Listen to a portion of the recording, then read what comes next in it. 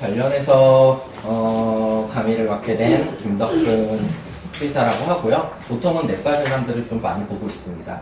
제가 이제 저희들이 이제 이거 제대로 알고 먹기 전에 저희들이 지금 계속 가게 될 토픽 중에 하나예요. 오늘은 영양제지만은 다루지 않은 영양제도 나중에 다룰 거고, 나중에 뭐 사료라든가 모든 것도 좀 다룰 예정이라고 봐주시면 좀 좋을 것 같아요.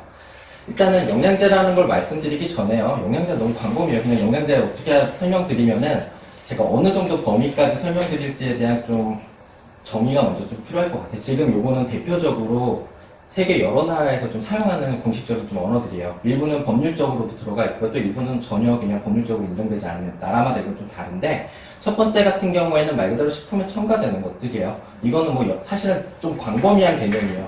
그러니까 예를 들어서 식품을 사람의 몸에 뭐 혹은 강아지들의 몸에, 고양이들의 몸에 도움이 되는 것뿐만 아니라 그냥 식품을 이제 상하지 않게 만드는 것까지 들어간 광범위한 제품들이거든요. 그리고 두 번째 개념 같은 경우에는 이제 저거는 말 그대로 질병의 예방을 위해서 사용하는 것들을 의미를 해요. 그리고 보통은 어떤 특정 제품들의 추출물이라든가 이런 것들을 이용해서 질병을 예방을 하는 것들을 의미를 하고요. 세 번째 같은 경우는 뭐 우리식으로 굳이 번역을 한다면 뭐 기능성 식품. 왜 어르신들 그런 거 많이 쓰시잖아요. 뭐 기관지 나쁘시다 그러면은 수세미 같은 거 이런 식으로 사용해 드시는 것처럼 그런 것들을 의미를 하는데, 제가 이번에서는 세미나에서는 사용하게 될 개념은 사실 두 번째에 가장 가까워요.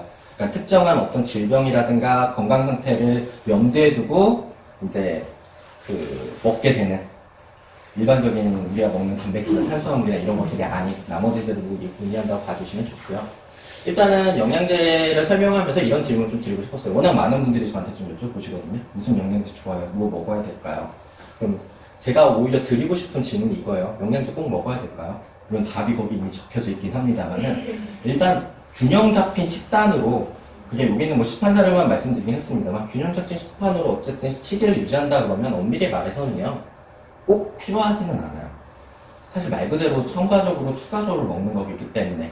그러면 어떤 경우에 좀 필요하냐면요, 첫 번째는 이런 경우예요. 선천적인 문제라든가 혹은 정말 질병이 있다든가 혹은 막 스트레스를 받아요. 그럼 각각의 목적에 맞춰서 꼭 도움이 되게 먹여줘야 되는 경우들이 있을 수 있을 거예요.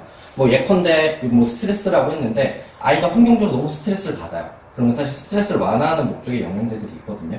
그런 걸 사용을 해준다든가, 혹은 질병이 막 발생을 했어요. 뭐 예를 들어서 고양이에서라면 신장 흠박 관련된 질환이 좀 가장 많은 편이고, 강아지에서는 신장 질환이 많아요. 그럼 여기를 타겟으로 둬서 이제 영양제를 먹으면 도움이 되는 것들, 이런 경우가 있을 거고요. 이제 두 번째 같은 경우는 이제 시판소를 우리가 직접 만들어 먹이는 것들을 의미를 해요.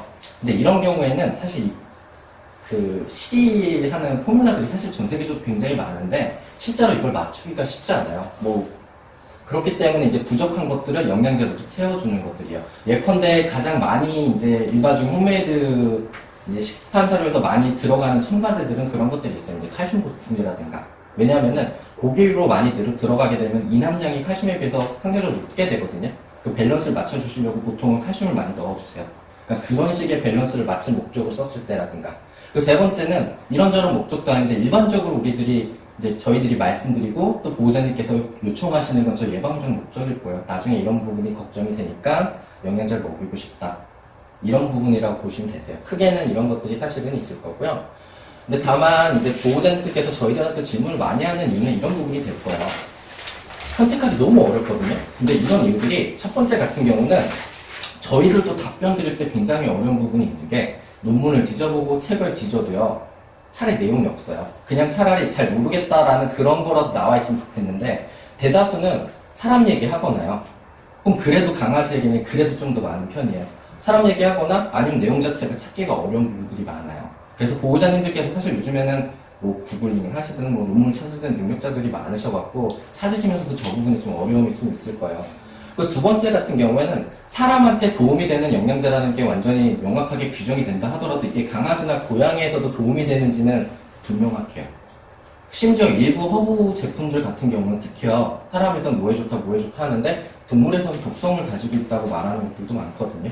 그러다 보니까 저런 부분이 좀 어렵고요. 그리고 세 번째 같은 경우는 이거 진짜 효과 있어 라는 것들조차도요, 저 용량 범위가 너무 넓어요. 이따가도 다른 영양제 각각의 개별에 대해서 설명을 드리긴 하겠습니다만은, 용량들이 사실 논문마다 다르고 책마다 다르고요. 그래서 사실 저런 걸 찾다 보면 논문에 항상 이런 것들이 있어요. 내 의견으로는 내 경험으로는 이런 식으로 마무리를 하시는 경우들이 많아요. 이 안에서는 안전하더라, 효과가 있더라, 이런 식으로 될 정도 용량의 범위가 결정하기가 어려워요. 그래서 좀 부탁드리는 게 이런 부분이에요. 영양제를 뭐 죽이고 싶으시다 라고 하면은요, 그 주치의분들이랑 한 번쯤은 좀 상의를 해주셨으면 좋겠어요.